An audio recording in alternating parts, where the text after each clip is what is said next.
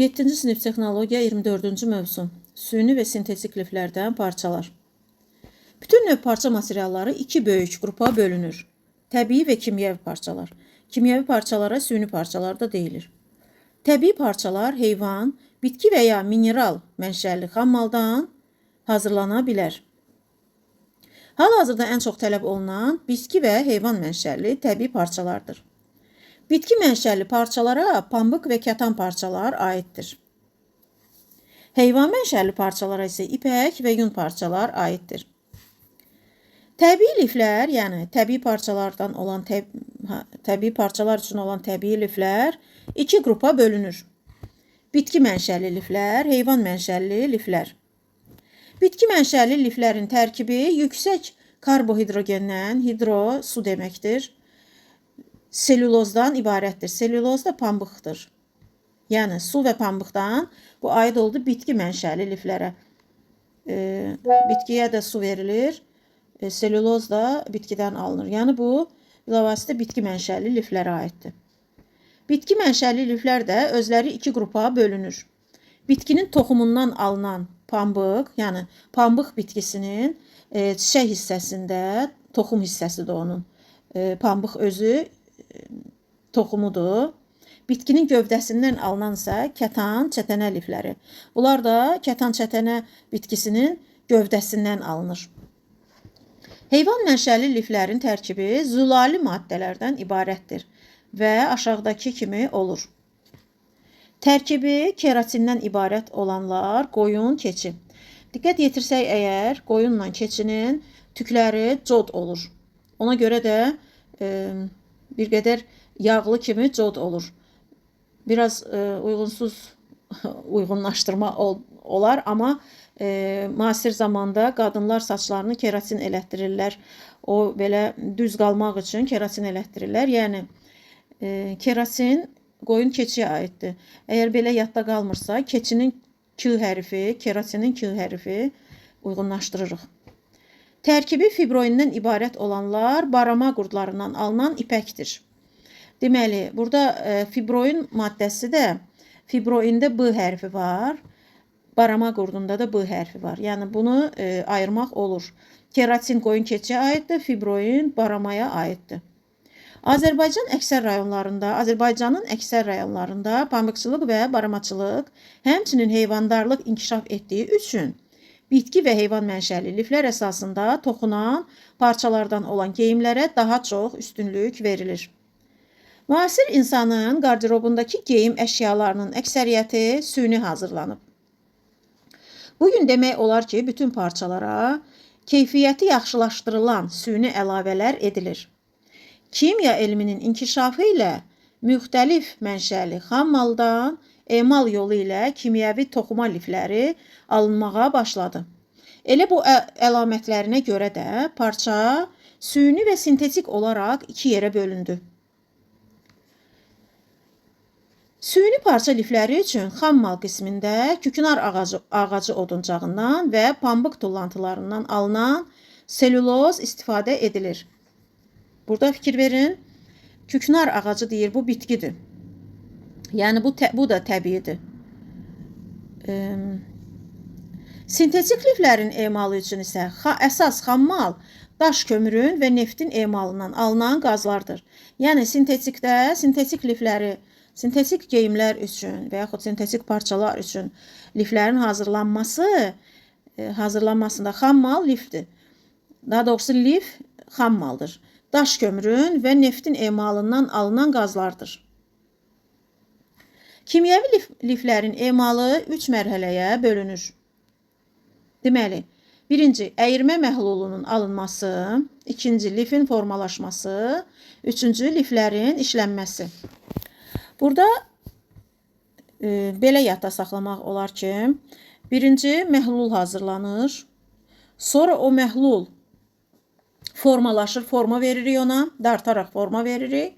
Sonra isə həmən o liflər işlənərək iplik halına gətirilir. Deməli, əyirmə məhlulun alınması mineral liflərdən başqa yerdə qalan bütün kimyəvi liflər əyirmə məhlulu və ərintilərindən alınır. Məsələn, süni liflər qələvidə həll edilmiş selüloz kütləsindən, sintetik liflər isə müxtəlif maddələrin kimyəvi reaksiyaları nəticəsində əldə edilir. Burada biz bayaq demişdik ki, təbii parçalar üçün xam mal sırf ya heyvan mənşəlidir, ya bitki mənşəlidir. Qoyun, keçi, barama bu heyvan mənşəlidir. Pambıq, kətan, çətinə isə bitki mənşəlidir. Bunlarda heç bir qatışıq olmadan, heç bir tullantıdan hazırlanmır.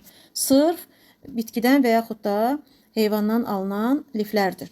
Amma süni liflər və sintetik liflər isə müəyyən əməliyyatlardan keçərək alınır.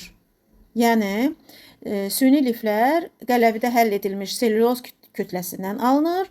Sintetik liflər isə müxtəlif maddələrin kimyəvi reaksiyaları nəticəsində əldə edilir. Lifin formalaşması.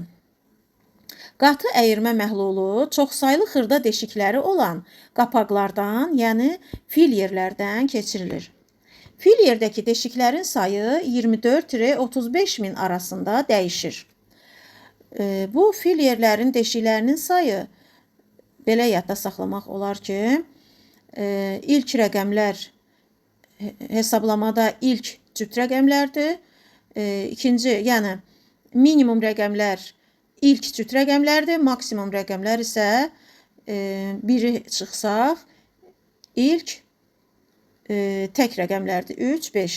Yəni biri çıxsaq əgər 3, 5-dir.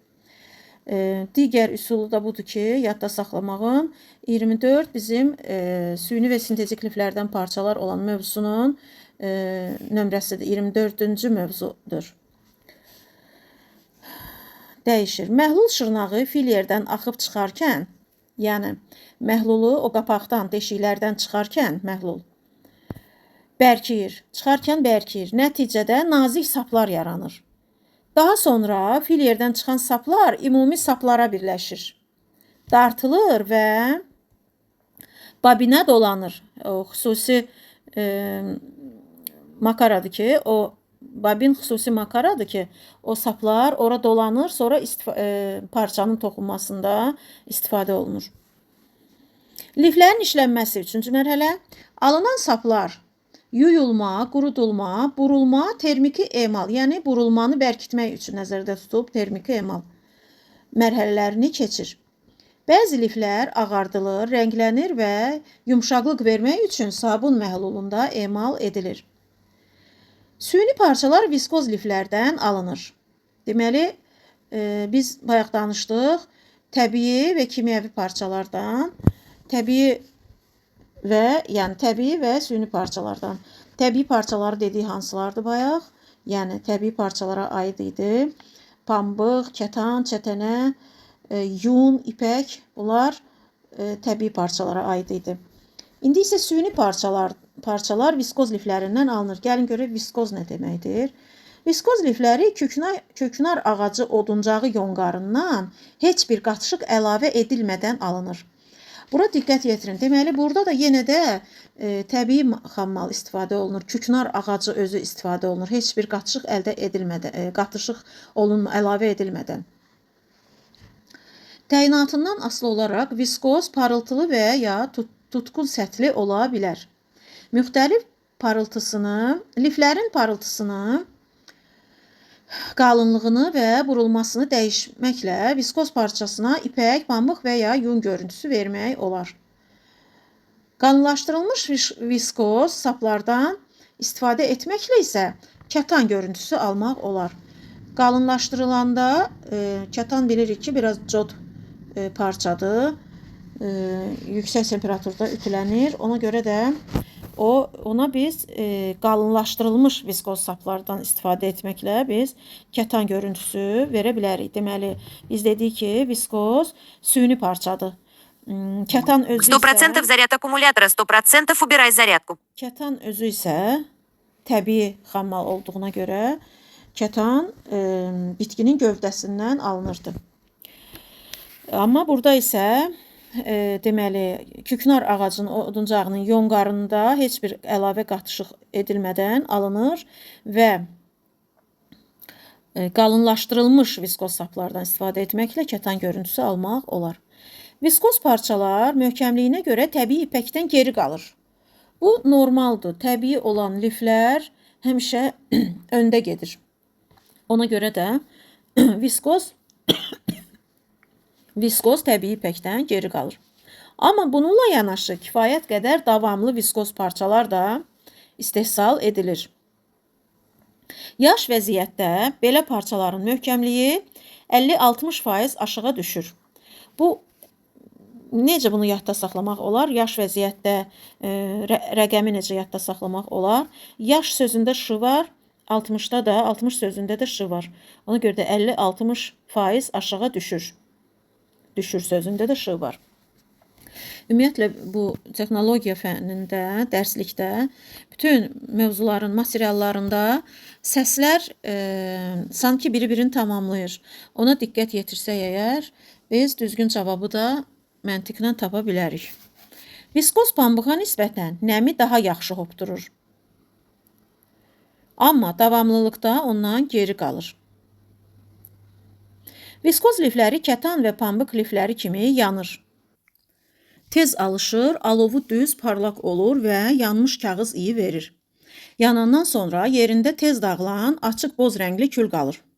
İndi buna diqqət yetirək. Deməli, biz demişdik ki, viskoz lifləri də, burada oxuduq ki, viskoz lifləri də küknar ağacı oduncağı yonqarından heç bir qaçıq əlavə edilmədən alınır. Deməli, bu da təbii parçalara daha yaxın olacaq. Ona görə də neynir? Tez alışır. Misal üçün, kağızı, dəftərin kağızını, kitabın kağızını biz alov vursaq, alışdırsaq, o tez yanar, alovu düz olar, parlaq olar və yanmış kağızı verər. Yəni, bu kağızı biz yandırsaq, necə yanırsa, kağız da selülozdan hazırlanıb. Dəftər, kitab, bunların kağızları selülozdan hazırlanıb. Və viskoz da küknar ağacının oduncağının heç bir qaçığı olmadan hazırlandığına görə oxşuyurlar. Ona görə də yanandan sonra yerində tez dağılan açıq boz rəngli kül qalır. Kağızı da yandıranda açıq boz rəngdə külü qalır. Belə yadda saxlayaq da, viskoz, kağız. İkisində də z ilə qutarır. Kağız iyi verir. Viskoz, kağız. Kağız necə yanırsa, biz bunu hamımız təcrübədən keçirmişik. Kağız necə yanırsa, viskoz da elədir.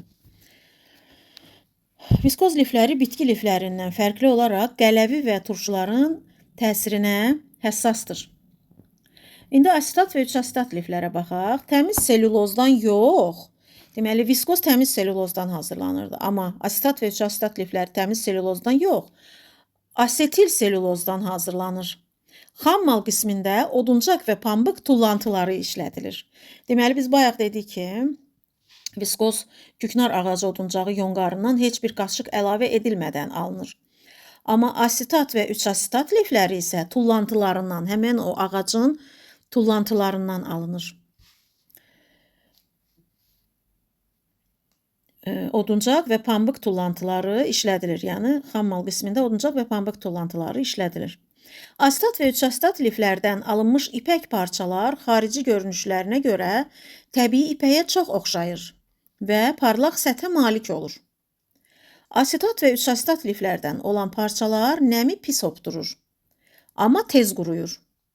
Onlar viskoz parçalara nisbətən daha az möhkəmliyə malikdir.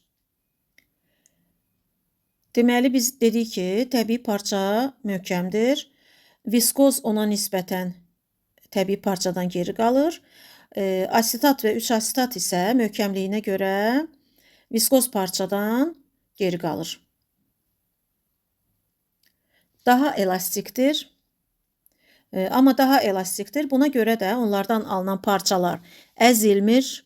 Deməli, asetat, 3-asetat əzilmir.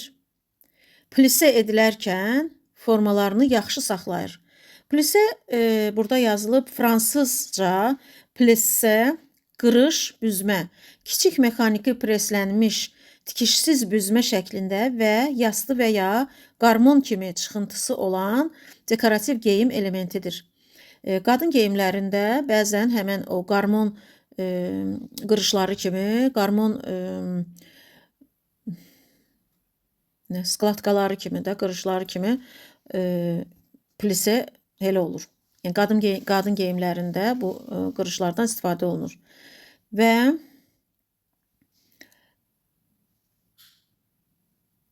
asetat parça yüksək qızdırılmaya tab gətirmir və 210 dərəcədə əriyir. 3 asetat isə istiliyə daha dözümlüdür. Yəni asetata nisbətən dözümlüdür. Onun ərimə temperaturu 300 dərəcədir. Deməli, 3 asetat sözündə 3 sözü var. 300 dərəcədə də 3 rəqəmi var. 3 asetat 300 dərəcədə əriyir. Yəni ki, 300 dərəcəyə qədər dözür, 300 dərəcədə amma əriyir. Amma asetat isə 210 dərəcədə əriyir. Asetat və 3 asetat lifləri tez yanır və bu zaman qonur xırda sirkə iyi verən kürəciklərə çevrilir. Kürəciklərə. Deməli, burada diqqət yetirsək, asetatla 3 asetat 2, sayıcı 2 ədəddir də, asetat və 3 asetat, 1 və 2. Ona görə də burada kürəciklərə deyirsə, kürəciklərə, yəni bir kürəciyə demir, kürəciklərə deyir, çevrilir. Bu asetat 3 asetatdır. Yəni sualda əgər bizim qarşımıza çıxsa ki, o hansı liflərdir ki, tez yanır və bu zaman qonur xırda sirkə iyi. Diqqətli olun, sirkə, asetat və 3 asetata, sirkədə S, asetatda S. İyi verən kürəciklərə çevrilir. Biz də seçəcəyik asetat və 3 asetat. Sintetik parçalar poliefir, poliamid, poliakrilonitril liflərdən emal edilir. Deməli, sintetik parçalarda poli ilə gələn 3 dənə sözlər var. Sintetiklər polidir. Sintetik parçalar bir-birindən kimyəvi tərkibi, bəzi xüsusiyyətləri və yanma xarakteri ilə fərqlənir. Deməli, onlar yanarkən də fərqli yanırlar. Tərkibi də fərqli olur və bəzi xüsusiyyətləri də fərqli olur. Gəlin indi baxaq necə olurlar. Müxtəlif ölkələrdə sintetik lifləri müxtəlif cür adlandırır. Buna görə də ən geniş yayılmış lif və parçalarla tanış olaq. Poliefir. Poliefir liflərdən poliester, poliester, lafsan, krimplin parçalar alınır. 70-ci, 80-ci illərin modda olan geyimlərinin əksəriyyəti poliester, lafsan, krimplindən hazırlanırdı, tikilirdi və krimplinə demək olar ki, ütüyə ehtiyac olmurdu. Poliefir liflərdən alınmış parçalar yumşaq, elastik və möhkəmdir. Onlar demək olar ki, əzilmir.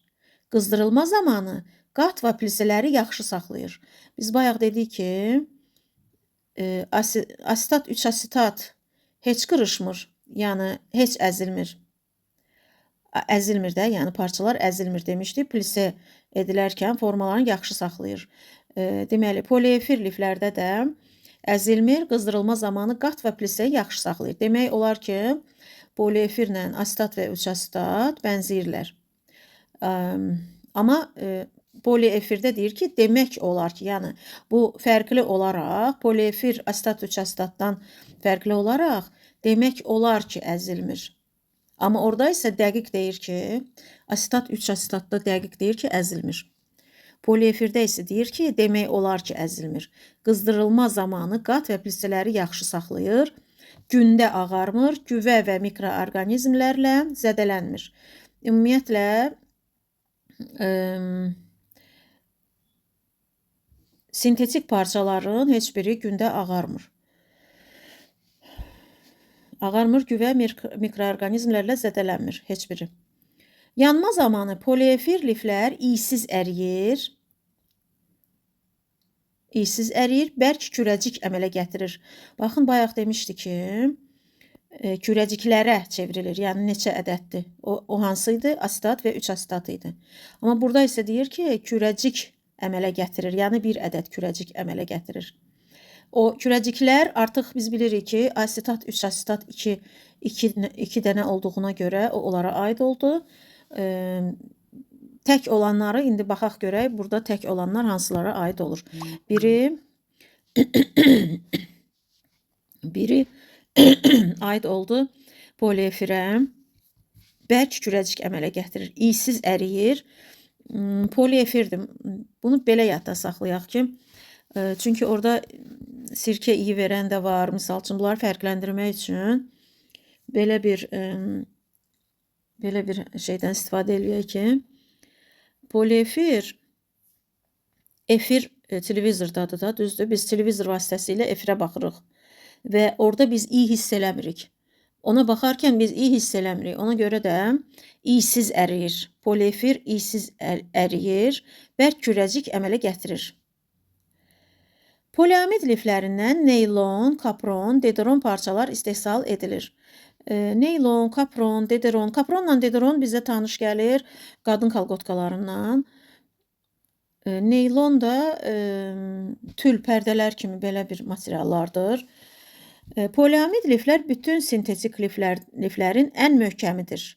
Həqiqətən də əgər biz tül pərdədən nə bilim hər bir işdə istifadə eləsək, o nə cırılmır, nə deşilmir. Ta ki biz onu dartıb cırsaq və yaxud kəssək, kəsinə qədər o deşilmir. Ona görə də onlar ən möhkəmdir. Bu liflərdən hazırlanmış parçalar hamar səthə malikdir. Yenə də qadın kalqotkalarına istinad eləyək ki, qadın kalqotkaları hamar olur, hamar səthə malik olur. Düzdür, bu cırılmaya və sürtülüb yeyilməyə davamlı bu kalqotkalara aid deyil, amma ümumilikdə kalqotka və tül yadımızda saxlasaq, poliamid liflərinə, o zaman biz təyin edə bilərik ki, bu poliamid liflərinə aiddir. Güvə və mikroorqanizmlərlə zədələnmir. Bunu biz poliefirdə də demişdik ki, güvə və mikroorqanizmlərlə zədələnmir. Çatışmayan cəhəti pis hopdurma və yüksək hərarətə həssaslığıdır. Yenə də tül suya salanda suyu özünə pis çəkir və yaxud qadın kalqotkasını yuyarkən suyu özünə pis çəkir, ta ki tam onu suya salınca. Və yüksək hərarətə həssaslığı var. Tülü əgər ütüləyərkən bir balaca yüksək temperatur olmuş olsa ütüdə, o dəqiqə əriyəcək. Yəni yüksək hərarətə tab gətirmir. Və poliamid liflər poliefirlər kimi yanmır. Yəni poliamid biz demişdik ki, necə yanır? Poliefirlər kimi demişdik ki, poliefir iysiz yanır. Çünki biz onu televizorun arxasındadır, efirdədir, biz onu hiss eləmirik. O yananda iyini hiss eləmirik. Ona görə də iysiz yanırdı o. Amma bu isə deyir ki, poliamid liflər poliefir kimi yanmır. İysiz əriyir və yumşaq kürəcik əmələ gətirir. Düzdür, burada da iysiz əriyir, amma yumşaq kürəcik əmələ gətirir. Bunu belə yadda saxlayaq ki, qadın kalqotkası əriyəndə əlimizdə rezin kimi belə yumşaq bir maddə qalır. Yəni əriyəndən sonra, soyumuş halında. Yumşaq kürəcik əmələ gətirir. Deməli, burada da iysiz əriyir və yumşaq kürəcik əmələ gətirir. Elastan lifi, yəni laykra, əsasən digər liflərlə qatışdırılır. Bu, elastan lifi ən asan yadda qalan və sadə olan bir lifdir ki, bunun açar sözləri də hamımıza tanışdır. Elastan lifləri dartılma zamanı çox elastikdir. Yəni, misal üçün, corabların baş hissələrində dartdıqca onda rezinlər var. Elastan lifi hörülüb o hissəsinə. Ona görə də onu biz dartdıqca o dartılır. Elastan lifləri dartılma zamanı çox elastikdir. Öz uzunluqlarını 7 dəfə böyüdüb, daha sonra əvvəlki ölçüyə qədər qısala bilirlər. Elastan parçalarında elastiklə plastiki biz keçmişdik. Elastiklə plastiki oduncağın xassələri idi o. Elastiklə plastik. Elastan da elastikdəndir. Yəni onun kimi düşünək. Elastik necə idi? Təzyiq altında formasını dəyişirdi. Təzyiq götürüləndən sonra qaydırdı ilkin formasına. İndi burada da çox elastikdir. Öz uzunluğundan 7 dəfə böyüyüb, daha sonra əvvəlki ölçüyə qədər qısala bilir. Yəni əvvəlki formasını ala bilir. Elastan parçalarından bədənə kip oturan şalvar, trikotaj, uzunboğaz yəni vadalaska və gödək corab, ümumiyyətlə corab məmulatlarının istehsalında istifadə olunur. Bu geyimləri hamımız istifadə elədiyimizə görə, ona görə biz bilirik ki, kip yapışan geyimlər, trikotaj geyimləri, corab, elastan parçalarından, deməli, elastan liflərindən hazırlanır. Burada belə geyim bədənə yapışır, amma elastik olduğu üçün hərəkətə mane olmur. Elastandan olan məmulatlar yaxşı dartılır, az əzilir və möhkəmliyi ilə fərqlənir. İndi gəlin qaydaq şəkillərə, çünki şəkillərdən də suallar düşür. Deməli, viskoz lifləri A. Viskoz lifləri, B. Viskoz liflərinə alınmış parça. Burada əgər muline sapını tanıyırsınızsa, muline sapı belə rəngbərəng olur və görünüşcə, ilk görünüşdə muline sapına oxşuyur. Burada yəni bunu viskoz sapını, viskoz liflərini görərkən muline sapı yadımıza düşsün. Muline sapıdırsa, deməli o viskozdur. Və viskoz liflərinə alınmış parça. Parçamız burada rozovu olduğuna görə, çəhrayı deməyək, çünki çəhrayı viskoz sözünə uyğun gəlmir səslər, amma rozovu desək, rozovuda V da var, Z da var. Yəni Z da var, V hərfi də var, Z hərfi də var. Viskoz sözündə də V hərfi də var, Z hərfi də var. Deməli, rozovu nə oldu? Viskoz liflərdən alınmış parça. Sonra burada asetat lifi. Asetat lifi belə buludlara oxşayan bir görünüşü var. Buludlara oxşuyur. Və asetat liflərdən parçalarda yumşaq oyuncaqlar üçün istifadə olunur o parçalar. Deməli, ondan mişqalar tikirlər. Həmən bu asetat liflərdən olan parçalardır, tikilir. Yəni burada rəngli tündgöy, mavi, çəhrayı, ağ. Bu rəngləri yadımıza salsaq, asetat. Deməli, bunu belə də əlaqələndirmək olar. Asetat lifi A hərfi ilə başlayır. Bu da ağ bulud kimidir, ağ. Və burada parçanın da içərisində tündgöy, mavi, bənövşə idi, yoxsa çəhrayı idi bilmirəm və ağ. Bu da ağ olan nə varsa, bunlar asetat lifləri adlandırılırdı. Digər şəklə baxaq. Burada poliefir liflərdir. Baxın, bizim dərslikdə pambıqın şəkli verilmədiyi üçün biz bunu asanlıqla ayıra biləcəyik. Burada rəngli pambıqa oxşayır. A şəkil 3A-da poliefir liflərdir. Rəngli pambıq yadımıza düşsə, ona baxarkən pambıq yadımıza düşsə, biləcəyik ki, P poliefir lifləri idi. Pambıq, poliefir liflər. Qarışdırmayın, pambığın poliefirə aidiyyatı yoxdur. Sadəcə olaraq rəngli pambığa oxşayırsa, bənzədiriksə, deməli bu pambıq P ilə başlayır, poliefir liflər də P ilə başlayır. Biləcəyik ki, bu poliefir liflərdir və poliefir liflərdən alınmış parçalar da poliefir, o krimplin demişdik, krimplinlərdir. Poliester, lafsan, krimplin. Krimplin parçanı düşünürəm ki, tanımayan yoxdur. Gələk növbəti şəklə. Burada poliamid lifi lif olaraq tüklü göstərilib, amma tərifində yazılıb ki, hamar səthə malikdir. Parçalar hamar səthə malikdir. Yəni, biz bunu tərs mütənasib kimi götürək. Tüklü görürüksə, deməli o hamar səthə malikdir. Tüklü deyil, hamar səthə malikdir. Və burada poliamid, bunu bilmədim, nə tər bənzədim. Yəni, poli sözünü nəzərə almasaq, amid sözündə, amid armud sözünə oxşuyur, alma armud sözünə oxşuyur. Ona görə də biz bunun formasına baxarkən alma armud yadımıza düşür və burada da biz çıxardırıq bunun adını ki, həm tüklüdür, tüksüz kimi görürük bunu, bu poliamiddir. Və digər parça, poliamid parça, digər təsvirdə cırılmayan bir parçadır.